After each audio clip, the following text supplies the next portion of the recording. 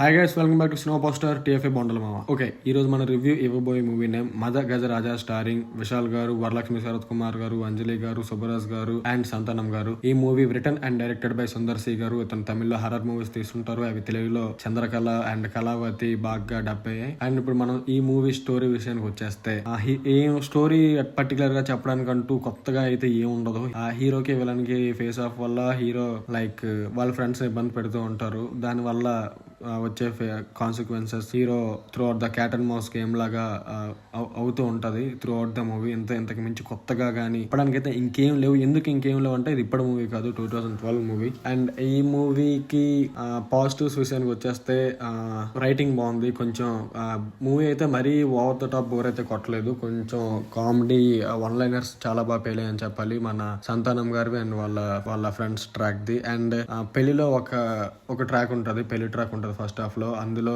Comedy కూడా కొంచెం బాగుంటది. కామెడీ అయితే కొంచెం ప్యూర్ గా అనిపిస్తుంది, మరి ఓవర్ ద డోసెస్ అవ్వదు. అండ్ యాక్టర్స్ పర్ఫార్మెన్సెస్ వచ్చేస్తే విశాల్ చాలా కష్టపడ్డారని చెప్పాలి. అతను క్లైమాక్స్ లో వచ్చిన బాడీ బిల్డింగ్ కానీ, అతను అంటే అప్పట్లో మూవీ అయినా సరే చాలా బాగా కష్టపడ్డారు. తన యాక్టింగ్ కి మనం అప్రిషియేట్ చేయాల్సిందే. అండ్ ఇచ్చిన స్కోప్ లో అంజలి గారికి అండ్ మన వరలక్ష్మి శరత్ కుమార్ గారు బాగా చేశారు. మ్యూజిక్ విజయ్ ఆంటోనీ బాగుంది. అండ్ ఈ మూవీలో నెగిటివ్స్ విషయానికి వచ్చేస్తే, ఇది ఇప్పటి టెంప్లెట్ మూవీ అయితే కాదు, before the Baahubali template. So ఇదో పెద్ద టర్న్స్ అండ్ ట్విస్ట్ ఆర్ ఏదో ఎక్కువ ఎక్స్పెక్టేషన్స్ ఏదో పెట్టుకోకండి. ఇప్పటి ఎడిటింగ్ టెంప్లెట్ కాదు ఇది, ఇప్పటి డిఓపి టెంప్లెట్ అయితే కాదు. ఇప్పటికి తగ్గినట్టు అయితే ఏమి ఉండవు. మొత్తం 2012 ఆ టైం లైన్ లో ఎలాగైతే ఉన్నాయో అలాగే ఉంటది. అండ్ హీరోయిన్స్ ఇద్దరిది ఓవర్ ద టాప్, ఎక్కువ గ్లామర్ సీన్స్ ఉంటాయి. ఫర్ ఎగ్జాంపుల్, ఎక్కడ హీరోయిన్స్ ఇద్దరు కనిపించినా మాక్సిమం వాళ్ళు కొంచెం ఎక్స్పోజింగ్ చేస్తూనే కనిపిస్తారు.